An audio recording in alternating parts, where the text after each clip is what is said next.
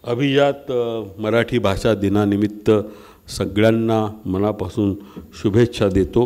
आणि आत्ता वाजले आहेत बघूया किती, 1:24 झाली आहेत आणि 25 सेकंद झालेले आहेत. आता लगेच बघू नका, 25 काय 35 होणार बघेपर्यंत, बरं का. तर 2-3 कविता चालतील ना? हां, बघा, हे कशी असते मराठी भाषा आणि मीटर पण कसा असतो. 2-3 जास्ती तुम्हाला छळणार नाही. नाहीतर तुम्ही उद्या मी भेटलो रस्त्यात तर मी ह्या फुटपाथवर चालत असेल तर तुम्ही पटकन बदलून त्या फुटपाथवर जाणार. तुम्हाला याची मला कल्पना आहे, म्हणून मी थोडक्यात तुम्हाला आनंद होईल असं कविता आपण वाचूया. एक खूप जुनी कविता आहे बरं का. ही तुम्हाला म्हणजे भाषा ही प्रेयसी आणि तो बोलणारा हा प्रियकर असं मानूनसुद्धा ह्याचा अर्थ घेता येईल. बघा, काळोखाची मांडी सोलून, काळोखाची मांडी सोलून जन्म घेतो दिवा तसा प्रियकर हवा. काळोखाची मांडी सोलून जन्म घेतो दिवा तसा प्रियकर हवा. घेते आग स्वतः जाळून, घेते आग स्वतः जाळून उडे फिनिक्स नवा तसा प्रियकर हवा. किती तरल असते भाषा, मराठी भाषा किती कोमल आहे. आणि फुले माझी अळूमाळू वारा बघे चुरगळू नको नको म्हणताना गंध गेला रानावाना एरे घना, असं कोणी लिहिलं? आरती प्रभूंनी. तो अळूमाळू शब्द ज्ञानेश्वरीतून घेतलेला आहे बरं का. आता किती तरल असते त्याचं हे चित्र, की झुंजू मुंजू धुक्यामधून, झुंजू मुंजू धुक्यामधून दवात शुभ्र थवा तसा प्रिय करावा. आणि मत्त मदन शिंग रोखून येतो रानगावा तसा प्रिय करावा. केवळ हे नाही, कोमल, त्याच्यामध्ये कणखरपणा पण असतो बरं का. झिंग वादळ वाऱ्याचा घोर लागे जीवा, झिंग वादळ वाऱ्याचा घोर लागे जीवा तसा प्रियकर हवा. आणि शेवटी रिक्त हस्त जातानाही, रिक्त हस्त जातानाही देतो फकीर दुआ तसा प्रियकर हवा. असं प्रेम असलं पाहिजे भाषेवर. पण एक दुसरी कविता आहे.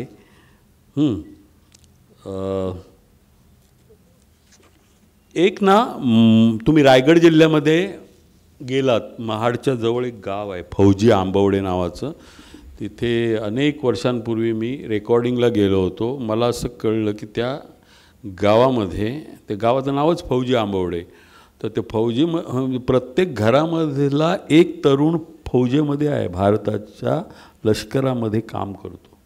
प्रत्येक घरामधून एक तरुण. तर मी म्हटलं चला काय काय गावाचं हे आहे. आणि ती परंपरा आहे अनेक वर्ष. आजही तुम्ही गेलात तर त्या गावाची काय जी वस्ती असेल 500-600, प्रत्येक घरामधून एक आहे माणूस बरं का.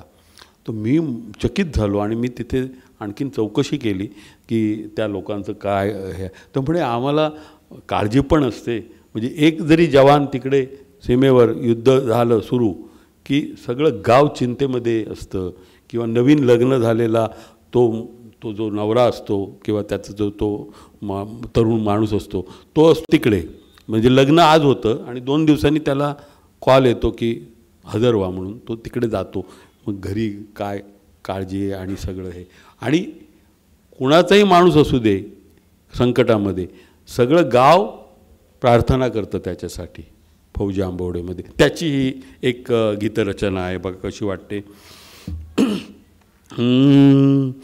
इथे दूर गावात भारून आली तुझी वीर गाथा सुगंधा परी. इथे दूर गावात भारून आली तुझी वीर गाथा सुगंधा परी. तुझ्या गौरवाने फुलारून वारा, प्रभाती नवी पाखरांची भिरी, प्रभाती नवी पाखरांची भिरी, इथे दूर गावात भारून आली, तुझी वीर गाथा सुगंधा परी, तुझ्या शूर हातात शोभे तिरंगा, उभा गावनाचे उधाणावरी, झळाळी उन्हाची सळाळून राणी, तुझे नाव घेऊन सोन्या परी, तुझी झुंज उत्तुंग लावून बाजी, तिथे चालली रे गिरी कंदरी, तिथे चालली रे गिरी कंदरी, इथे दूर गावात भारून आली, तुझी वीर गाथा सुगंधा परी, उभी गाव देवी नदीच्या किनारी, तुझ्या रक्षणाला जिती जागती. आता शहरामध्ये मला माहीत नाही, पण आमच्या गावामध्ये सुद्धा म्हणजे गावखेड्यांमध्ये अजूनही कौल घेण्याची पद्धत आहे. कौल घेण्याची, उजवा झाला तर आपला, आणि गावदेवीला कौल लावतो. आम्ही पण आमच्या गावात लावतो. उभी गाव देवी नदीच्या किनारी, तुझ्या रक्षणाला जिती जागती, लढाया तुला तेज आयुष्य देते, तिचा कौल आहे तुझ्या संगती, तिचा कौल आहे तुझ्या संगती. तिथे थेट मृत्यूस आलिंगताना, तिथे थेट मृत्यूस आलिंगताना, तुला कोण रे आतुनी सावरी, तुला कोण रे आतुनी सावरी, इथे दूर गावात भारून आली, तुझी वीर गाथा सुगंधा परी. आणि शेवटी तुझी वाट पाहून या सांग आता, थकावी किती लोचने जागुनी, तुझी वाट पाहून या सांग आता, थकावी किती लोचने जागुनी, नको नीज आता घरी काळजीने, घडावी किती आसवे मागुनी, घडावी किती आसवे मागुनी. दिवे लागणीला दुआ प्रार्थना ह्या, दिवे लागणीला दुआ प्रार्थना ह्या, तुझ्या माणसांच्या उदो अंतरी, तुझ्या माणसांच्या उदो अंतरी, इथे दूर गावात भारून आली, तुझी वीर गाथा सुगंधा परी, तुझी वीर गाथा सुगंधा परी, तुझी वीर गाथा सुगंधा परी. आणि शेवटी फक्त एक छोटी मालवणी कविता आपली नेहमीची, झिंझणाट. बरोबर, ती प्राची आमची आहे आणि हे रवींद्रसुद्धा, आणि अनेक लोकांनी मला येताना सांगितलं की झिंझणाट वगैरे, काही लोकांची एक आवड असते ती म्हणावी लागते. बरं का, झिंझणाट 35 वर्षापूर्वीची कविता आहे, पण अजून तुम्हाला आठवते त्या अर्थी ती 35 सेकंदापूर्वीची आहे. बरं का, ताजं एक मालवणी चित्र आहे. आणि त्याच्या आधी मी पुन्हा एकदा ठाणे महापालिकेचे सर्व अधिकारी आणि मला इथं बोलून हे काही मराठी अभिजात भाषेबद्दल विचार मांडण्याची संधी देण्यात आली. आयुक्त साहेबांचे, उपायुक्त साहेबांचे आणि सर्वच अधिकारी वर्गाचे आणि संबंधितांचे आभार मानतो. आणि पुन्हा मला तुम्ही बोलवाल अशी आशा व्यक्त करतो. आणि उद्या मी रस्त्यात तुमच्यापैकी कोणाला भेटलो तर तुम्ही फुटपाथ बदलून जाणार नाही अशी आशा व्यक्त करतो. सर्वांचे आभार मानतो आणि झिंझणाट तुमच्यासमोर सादर करतो. ही कविता खूप मराठीमध्ये म्हणजे पहिल्यांदा पाडगावकरांनी ती ओळखली की ह्या, आणि मला आशीर्वाद दिले की ही कविता अमर आहे आणि जा आता तू तुझं काय ते घोडा सोड. बरं का, आणि मी किती आता तुम्हाला सांगतो, हे आजचा परफॉर्मन्स मी मोजलेले नाहीत, म्हणजे प्रयोग क्रमांक अमुक अमुक वगैरे, पण 10,000वी हे असेल आजचं वेळ. बरं का, इतक्या वेळा मी ती वाचली आहे कविता. खरंच सांगतो, म्हणजे दर दिवशी असतंच कुठे ना कुठे. बघा आता किती वर्ष झाली, गुणिले 35 गुणिले 365 इतक्या वेळा ती मी वाचलेली असणार, बरं का. असो, तर ती एक छोटीशी पांदण आहे, छोटीशी पाऊलवाट, आणि त्याला पांदण म्हणतात मालवणी बोलीमध्ये. आणि एक मुलगा इकडून येतो आहे आणि एक तिकडून मुलगी येते आहे, बरं का. म्हणजे त्यावेळी ना आम्हाला बरं होतं, म्हणजे असं टक्कर मारायला. आणि त्यावेळी समृद्धी महामार्ग वगैरे नव्हते, त्यामुळे टक्कर हाच समृद्धी मार्ग, बरं का. तर ते तुमचं चांगलंच होणार, बरं का. तर अशी पहिली टक्कर जी होते त्याची ही कविता आहे की पान्नीत भेटलंस अंगात खेटलंस, पान्नीत भेटलंस अंगात खेटलंस काळोख किनाट, पान्नीत भेटलंस अंगात खेटलंस काळोख किनाट, हातात हात घेतलंस अकस्मात झालो झिंझिनाट.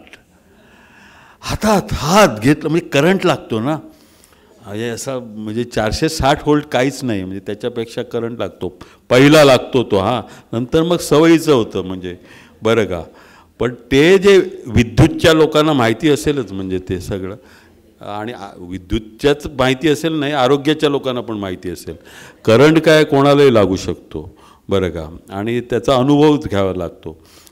तर हा पहिला करंट आहे की पान्नीत भेटलंस अंगात खेटलंस काळोख किनाट, हातात हात घेतलंस अकस्मात झालो झिंझिनाट.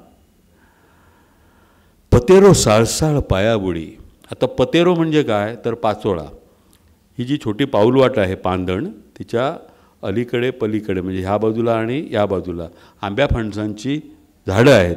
दिवस मे महिन्याचे आहेत, आंबे आणि फणस पिकलेले आहेत आणि पानं वरून गळत आहेत, ती खाली तुमच्या वाटेवर आहेत, त्याला पतेरो म्हणतात मालवणीमध्ये. मराठीमध्ये पाचोळा म्हणतात. पतेरो साळसाळ पायाबुडी. साळसाळ, हां, यातला रिदम बघा.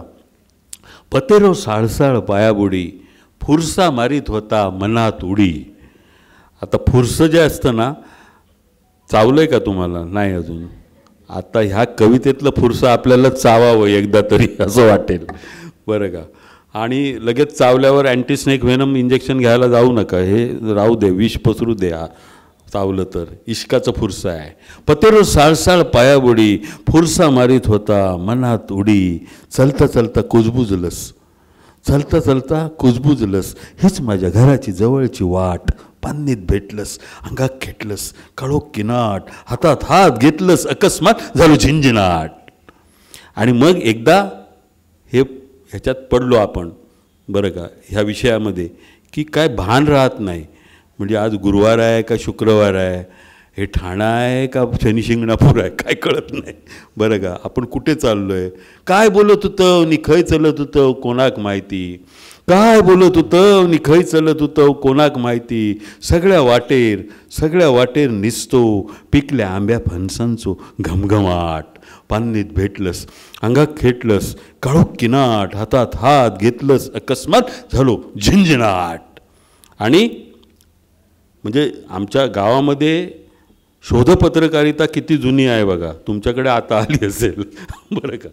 म्हणजे प्रत्येक गावामध्ये असतात ना, माहिती आहे ना, इन्व्हेस्टिगेटिव्ह जर्नलिस्ट. त्यांना कोणाचं काय चाललं आहे, कोण कोणाबरोबर आहे वगैरे, उद्या कोण जाणार आहे गावातून गायब, कोणाबरोबर होणार आहे, कोणाला घेऊन जाणार आहे, सगळी खबर असते त्यांना. आणि ते बॅटरी घेऊन फिरतच असतं, त्यांचं कामच आहे स्वयंघोषित, नॉट पेड असतात, त्यांना कोण पैसे देत नाहीत बातमीचे, पण ते बातमी पोचवण्याचं काम करत असतात प्रामाणिकपणे. ह्याची बातमी त्याला, त्याची बातमी त्याला, वाटून टाकतात पटापट. लांबसून बॅटरी येऊक लागली जवळ, तू माका खासकन ओढलंस. बघा लक्षपूर्वक आहे का कोणी कोणाला ओढलं ते. हां, लांबसून बॅटरी येऊक लागली जवळ, तू माका खासकन वडलंस, माझा काळी झाडधाड धाडधाड धाडधाड, माझा काळी झाडधाड धाडधाड धाडधाड, तुझा मातर धाडस भनाट, हातात हात घेतलंस अकस्मात झालो झिंझिनाट. आणि शेवटी तुझ्या मागसून किती जण भेटली. निवेदक खरं बोलतीलच असं नाही, कवीला बोलावं लागतं. तुझ्या मागसून किती जण भेटली, अंगात खेटली, पण नाही पटली. खरं बोललो. तुझ्या मागसून किती जण भेटली, अंगात खेटली, पण नाही पटली. माझ्या कानात अजून तुझ्याच काकणांचो तो पैलो वैलो किनकिनाट. माझ्या कानात अजून तुझ्याच काकणांचो तो पैलो वैलो किनकिनाट. नि पान्नीत भेटलंस, अंगात खेटलंस, काळोख किनाट. हातात हात घेतलंस, अकस्मात झालो ठाणे महापालिकेचो झिंझिनाट.